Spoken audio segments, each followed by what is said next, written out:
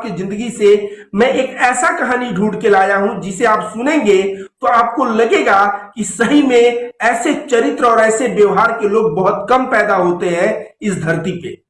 Africa के लोग गुलाम के तौर पे अरब में खरीदे और बेचे जाते थे और उनका कोई इज्जत नहीं होता था, उनको दुत्कारा जाता था, अपनी मर्जी से जिंदगी नहीं जी सकते थे, धूप में बालू पे खड़ा करवा दिया जाता था और इस तरह से परेशान किया जाता था। लेकिन मोहम्मद साहब सबको एक बराबर समझते थे, चाहे वो अरब का हो, चाहे अफ्रीका का हो, चाहे वो गुलाम हो, चाहे कोई हो, सबको एक बराबर समझते थे। इसका सबसे बढ़िया एग्जाम्पल है, आप सभी को पता है कि सबसे पहला मस्जिद यह जो है मदीना में बना और मदीना में जो मस्जिद बना वो खजूर के पत्ते वगैरह दे के उसका छत बना था और वहां पे सबसे पहला अजान जो है हजरत बिलाल ने दिया था।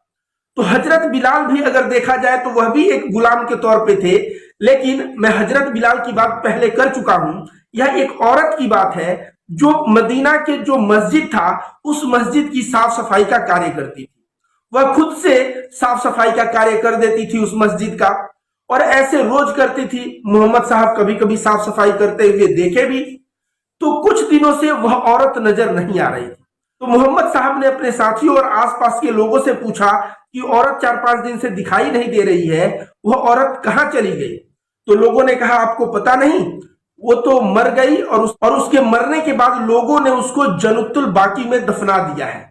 मोहम्मद साहब जो है फिर उठते हैं, जन्नतुल बाकी की तरफ जाते हैं और वहां पे उसके कब्र पे जनाजे का सलाह पढ़ते हैं और जनाजे का सलाह पढ़ के वापस आते हैं और कहते हैं कि तुम लोगों ने मुझे पहले क्यों नहीं बताया? अगर पहले बताया होता तो मैं तभी गया होता, पहले तुम लोगों ने मुझे क्यों नहीं बताया? तो इन लोगों ने कहा ऐसे ही आप ही सोचिए, लोगों ने उस औरत के बारे में मोहम्मद साहब को क्यों नहीं बताया? जहां तक मुझे लगता है वो औरत एक मामूली औरत थी और इसकी वजह से लोगों ने नहीं बताया। न तो अंसार थे थी, न तो कुरैश से थी, न ही उसके पास बहुत धनवान थी कि वो बहुत दान पुण्य का कार्य करती हो। वह एक गरीब औरत थी, गुलाम औरत थी और उस वक्त गुलामों को खरीदा बेचा जाता था तो गुलामों का अरब में उतना महत्व नहीं हुआ करता था। लोगों न तो उसके पास बहुत ज्यादा ज्ञान था कि वह मशवरा देगी, वह ज्ञान बांटती फिरेगी, और न ही वो बहुत सुंदर ही थी। इसलिए लोगों ने सोचा कि भाई मोहम्मद साहब को इस मामूली सी औरत के बारे में क्या बताना। लेकिन मोहम्मद साहब का हृदय देखिए, मोहम्मद साहब जब पता चला तो जन्नतुल बाकी में जाके वहां उसके जनाजे सलाह उसके कब्र पे पढ़ते हैं। क्यों? क्योंकि मोहम्मद साहब के नजर में आप कितना पैसा वाले हो, कितना पैसा वाले नहीं हो, आप गुलाम हो कि आप आजाद हो, कि आप अफ्रीका से हो, कि आप अरब से हो, कुरैश से हो, कि अंसार से हो, मोहम्मद साहब का इससे लेना देना ही नहीं।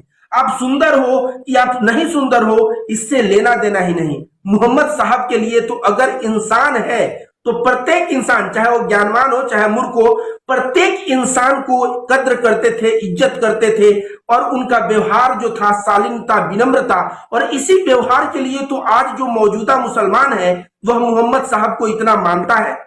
लेकिन तमाम लोग जो मोहम्मद साहब के ऊपर उल्टा सीधा बोलते हैं, मैंने टीवी पे एक डिबेट चल रहा था, पीछे बैनर लिखा है राष्ट्रवाद का और उसमें वसीम रिजवी को बुला के और पूरा कुरान और मोहम्मद साहब के बारे में उल्टा सीधा बोल रहा है। तो मैं कहूंगा कि राष्ट्रवाद का पीछे बैनर लगा के इस्लाम, मुसलमान और भारत के मुसलमान को बदनाम करने का कार्य जो एक गोदी मीडिया के एंकर कर रहे हैं, यह करना बंद करें। वह जाए और मोहम्मद साहब की जिंदगी पढ़े तो पता चलेगा मोहम्मद साहब कैसे थे। बिस्मिल्लाहिर्रहमानिर्रहीम।